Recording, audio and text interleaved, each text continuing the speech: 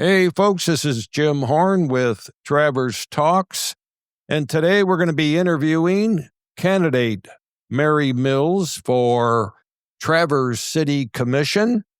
Mills moved to Traverse City in 1973 to attend NMC.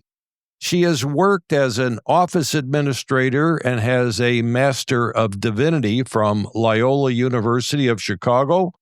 Mills is a past recipient of the United Way's Volunteer of the Year Award and previously served on Traverse City's Master Plan Leadership Team as a city resident representative. So let's welcome Mary. Mary, welcome to Traverse Podcast. Thank you, Jim. I appreciate having me on. And I appreciate you stepping off the curb. As I've said to some of the other candidates, it's always a difficult job to run for any elected office, and certainly appreciate your service in this regard. And I'm glad you came on the podcast to talk about you as a candidate and what you'd like to see done here in Traverse City if you're elected as a Traverse City Commissioner. Anyway, Mary, why don't you tell us a little bit why you decided to run again? I gave it some thought, and there were some things I would have done differently, and I still feel drawn to giving back. That's one of my big motivators for running for city commission. This is not something I would really have ever picked for myself, but I felt it was time to start giving back. I've loved Traverse City. I've been here for over 50 years.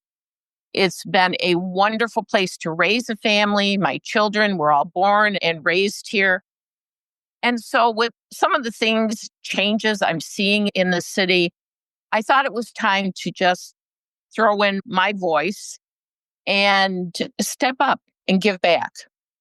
This is really your second time running, right, Yeah. for Traverse City Commissioner. I give you kudos for coming back and running again. And things change from when you ran the last time to now. And what do you see as the key issues, the priorities, the areas of focus you really want to concentrate going forward if you're elected? Of course, it's housing. That's the big thing. I started thinking about what is going on in our neighborhoods. And I live in the Slabtown neighborhood. And my belief is when you have healthy neighborhoods, you have a healthy city. And I've been listening a lot to different neighborhoods coming forward with some of the issues that they're dealing with.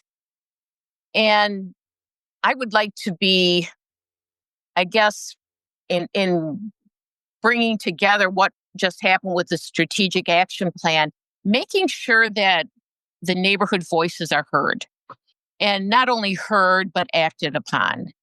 And I feel that hasn't quite happened as much in the past, and I'd like to see that change. Okay. Thinking about housing, one of the big controversies, and it's got a whole host of pros and cons, are Airbnbs. What are your thoughts about the Airbnb situation in Traverse City? My concern is, how is it affecting our year-round housing stock? I think we need to take a look at, currently our short-term rentals are in the commercial and the developmental district, some of the other districts, and not in the residential. But is our focus is replenishing or upping our short-term rental market to the detriment of our long-term housing? Because we only have so much land in Traverse City, and we are basically somewhat landlocked. And so there's only so much we can do. And I hear over and over again, we want to address young families, have them move here. If we don't have housing for them, there's no place for them to move. And a report was done recently from the National Association of Realtors. And they said with homeowners, what they look at, 59% look at the quality of the neighborhood. And so each of our neighborhoods are unique. So if they look at a neighborhood and see, oh, there's a lot of tourist homes or there's a lot of in and out, will they choose that neighborhood over a neighborhood that has stability. They have year-long residents living in them. So these are some questions we need to ask ourselves. Where are we putting our priority?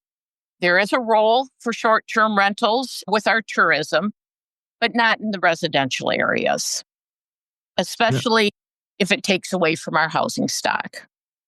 Yeah, and the housing stock is pretty expensive. I think the median now for Traverse City, and correct me if I'm wrong, is about $440,000. It's an expensive, a very expensive market to live in, isn't it? It is extremely. Yeah, so that makes it difficult for families to move in. Your income has to be significantly high to accommodate that kind of housing situation. So going forward, Mary, what do you want the voters to think about as they either do the check mark, pull the lever, or send their mail-in ballot? How do you want them to see Mary Mills going forward for the November election? What do you want them to think about? That I believe in collaboration. I believe in growth that's sustainable, but smart growth. Not necessarily doing blanket zoning that increases density and changes the character and cohesiveness of our neighborhoods. I feel that neighbors know what fits in their neighborhoods. And so we need to be able to incorporate the community as we have these talks and not just let them know after the decision has been made. So I want them to know that I am approachable. If I say I'm going to do something, I will. If I don't know something, I will learn about it or talk to people who do. I'm willing to learn. I'm willing to be a collaborator. And most of all, willing to make sure that the voice of our Traverse City residents are heard and acted upon. Thank you very much, Mary. I'm sure the constituency of Traverse City will be eager to hear your take on your candidacy and so going forward, and what you want to do if you're elected to the Traverse City Commission. There are 3 openings, 5 candidates, if I'm correct, and the election is upcoming in November. And it's fourth. 4-year term, excuse me. I'm getting them mixed up. I'm thinking about the congressional district race that's coming up, which is 2 years next year. Anyway, listen, I'm sorry, Mary, go ahead. Oh, I was going to say the mayor is a 2-year. So yeah, the mayor is a 2-year. Exactly. Yeah, that's where I got them confused. Anyway, Mary, thank you very much for being on the program. And it's great to have you for a candidate. Thank you. I appreciate it. Thank you so much.